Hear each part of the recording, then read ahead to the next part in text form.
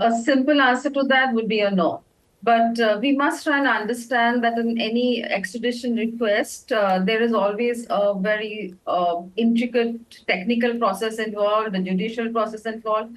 Also, as you know, in any extradition treaty, there's a caveat about political considerations. So if the Indian government feels that this has not been done in good faith and there are, prejudices against her, even on grounds like that, it could be refused. But I do not see a situation where the demand is, request comes up and India giving into it right away. I think there's a very complicated, complex process involved. And before we get into the politics of it all, do we know her whereabouts? Where in India is she? Whatever little we know, nothing's been in the public domain, but she's in the Hindon Air Base. We haven't heard of any movement post that. And do you think this is diplomatically awkward for India, for the Prime Minister Narendra Modi, given there is that extradition treaty, but then there is that clause that, India can interpret this as a political issue and not grant the extradition? How do you see this balancing act being played out, particularly by the Modi government? I think for the government, they feel that they would want to, extend support and loyalty to a government and a political leader, Sheikh Hasina here, who has always been extremely supportive of with India. And also we must remember that there's a strong historical links with her family as well as the political party. So there is a question of differentials here, and we've seen that earlier in some of our earlier cases vis-a-vis, Dalai Lama and Tibetan refugees. So similarly, while I think Indian government would want to, and certainly I see a future where India and Bangladesh will work together, I think the destinies are intertwined. But at this point of time, I do not really envisage India acceding to this particular demand immediately. There would be other consideration here, but one does hope that while that is, of course, important to the interim government, this request, and I think they've set a date of 18th November for a trial hearing or something like that. But it's unlikely, and we've seen situations like this when we've also wanted extradition with many of our friendly partner countries. We've had faced many difficulties, and in this case, it's a sensitive issue, a sensitive political leader. So clearly, there are more complexities involved. But I think the governments on both sides would need to, keep that aside and examine more common areas on which they need to work together. Because I do believe.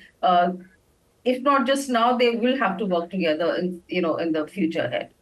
Yeah, but do you not think that perhaps Bangladesh, and this is something being watched by other of India's South Asian neighbors, would this be seen by the Bangladeshi public as India undermining the judiciary in Bangladesh?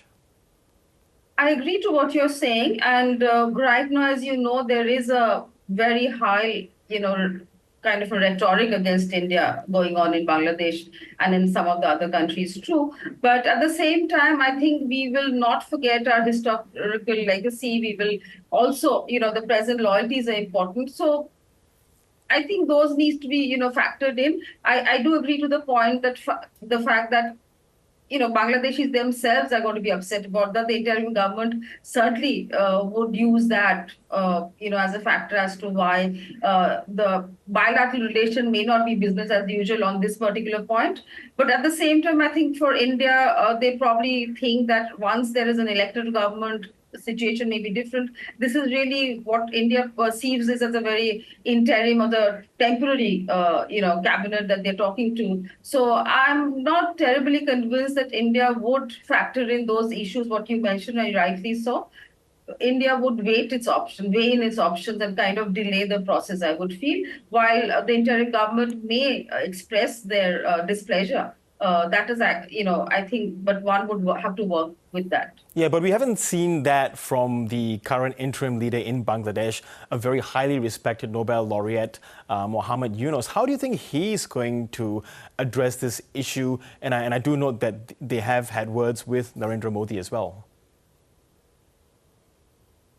It is a difficult issue for both the leaders, I think. Both Professor Yunus, who's, as you mentioned, extremely respected, and I think even all of India respects it and, puts him very highly. But at the same time, the issue right now would be something that I said it's complicated. And while we do respect, Professor Yunus and the interim government, and we do feel that their best case forward at this point of time, but the Hasina extradition case is not going to be.